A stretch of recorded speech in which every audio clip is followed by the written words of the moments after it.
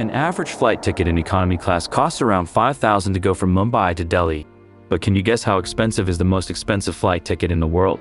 You might think it's $500,000 or $1 million or $2 million, but you'll still be far from the answer. Look at Etihad Airways first class seat, the Residence. This seat is more like a hotel room in an airplane. You get a queen-size double bed to sleep in. Along with that, you get a private bathroom and a separate sitting area. This seat isn't available on every Etihad Airways flight. It is available only on a few flight routes, like the flight from New York to Abu Dhabi. In this 12.5-hour flight, you get your own butler. The total area of 125 square foot will be available only for your private use. It is almost as big as a hotel room. That's why they have named it the Residence, and it costs $5.5 million for one flight. You can buy more than 50 iPhone 15 with this amount, or a very luxurious car, or even a house at this price in many places. If you're shocked, you should know about the opposite example. It'll be equally shocking.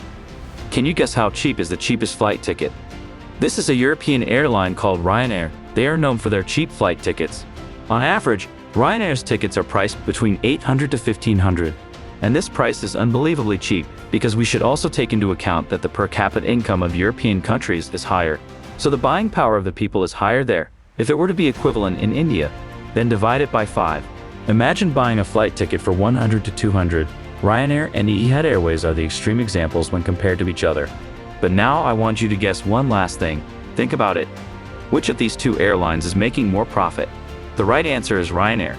In the year 2022, Etihad recorded its highest ever profit of $296 million. In the same year, Ryanair's profit was $1.5 billion. How is this possible? How do airlines make money? What is the secret behind their business model? And what tricks should you use to get the cheapest flight tickets? Let's find out the answer in this video. In general, there are two types of airlines. First, full-service airlines, and the second, the low-cost airlines. Full-service airlines are the traditional airlines where you get in-flight food and in-flight entertainment. The price of the ticket includes baggage check-in, and there is good enough seat space. Etihad Airways, Emirates, and Singapore Airlines are some examples of full-service airlines. On the other hand, there are low-cost airlines where you are offered cheap tickets, but in return, you lose out on a lot of facilities. And internationally, of course, Ryanair is a good example of this. Often the cost-cutting measures adopted by these low-cost airlines draw a lot of hate. You might remember the incidents from Indigo, which went viral a few months ago. A passenger was so fed up with the flight delay that he started hitting the pilot. Take Ryanair as an example. The original ticket price is very cheap, but once you buy the ticket, if you need any extra service, you will be charged extra for every little thing. If you have baggage with you, you need to pay extra. If you want to select your seat on the plane, you need to pay extra. If you want food or drinks on the flight, pay extra. If you want to use your credit card while booking the ticket online, you would have to pay extra.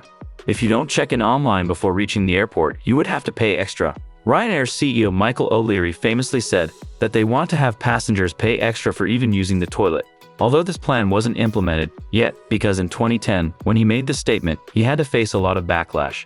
But this gives you a glimpse into the mindset. These miscellaneous fees have become a treasure trove for these low-cost airlines. The money earned is what is called ancillary revenue.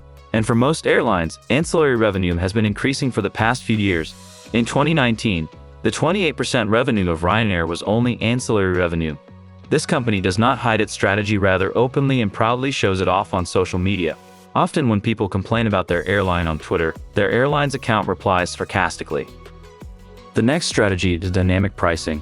This strategy is used by both full-service and low-cost airlines. It basically means that the price of your ticket is not a static price. Tickets are not sold at a fixed price these days. When you book a ticket for any flight online, the price keeps fluctuating and changing. This change is caused due to many factors. Based on the time, whether you are traveling on weekdays or weekends, at what time will you be traveling?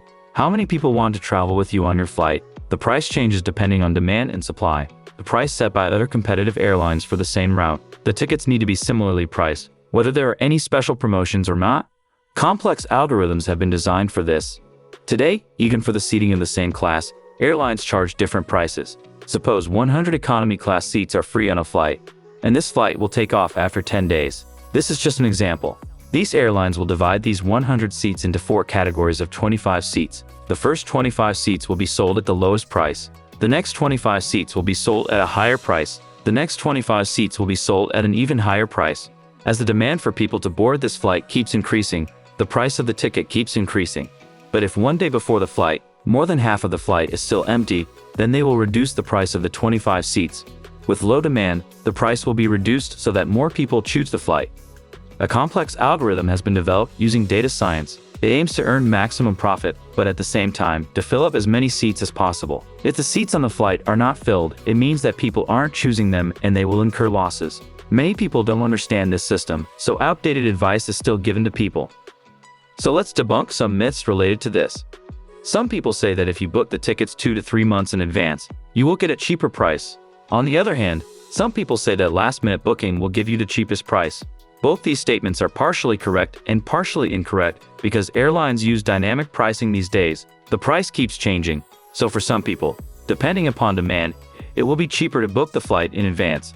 For some people, last-minute booking will be cheaper. Everything depends on the demand. But now, let's see things from the perspective of the consumer. Which strategies should you adopt to buy your tickets at the cheapest price? Weekends are always more expensive than weekdays. Statistically, flights on Tuesdays and Wednesdays are the cheapest, because most people who go on holidays travel on weekends and most of the business travelers travel at the beginning or end of the week, on Mondays and Fridays. But remember one thing, there's no hard and fast rule for Tuesdays and Wednesdays because algorithms ultimately run on demand and supply. So in some exceptional cases, it may happen that those 2 days may not be the cheapest. So the second suggestion here is to find the cheapest dates for your flights. Go to Google Flights and check their grid mode. For example, if you want to go from Delhi to Bangkok, choose your dates. Google Flights will show you the cheapest flights for those specific dates. To get an even better overview, you can enable the option of any dates. Google will notify you via email when you can get the cheapest price for this route. And there is the price graph option on the side which gives you an overview across different dates and months of price fluctuations for this route. The third strategy is to consider nearby airports. As I explained in Ryanair's example, if airlines have to pay more to land at popular airports, it means that taking flights to and from popular airports will be expensive for you. So do consider smaller airports. The fourth strategy is to try different websites. Sometimes, some routes are cheaper on some websites. So not only Google Flights, but use Kayak, Skyscanner, Kiwi, and Azar too. These websites give you an overview. It is a good option to check all these websites. If you want to maximize your effectiveness when planning your travel, you can use ChatGPT. So what are you waiting for? Armed with this knowledge, you're ready to conquer the skies without breaking the bank. Now get out there, explore the world. And before ending the video, make sure to click the subscribe the channel and don't forget to share your travel adventures in the comments below. Safe travels, everyone.